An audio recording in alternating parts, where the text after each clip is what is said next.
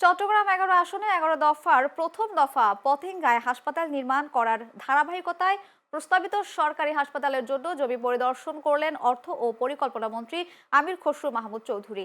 শুক্রবার বিকেলে তিনি পতেঙ্গা থানার জেলে পাড়া এলাকায় প্রস্তাবিত সরকারি হাসপাতাল নির্মাণের লক্ষ্যে নির্ধারিত জমি সরজমিন পরিদর্শন করেন। পরে অর্থ ও পরিকল্পনা মন্ত্রী আমির খসরু মাহমুদ চৌধুরী বন্দর স্টেডিয়ামে তার উদ্যোগে আয়োজিত ইফতার ও দোয়া মাহফিলে অংশগ্রহণ করেন।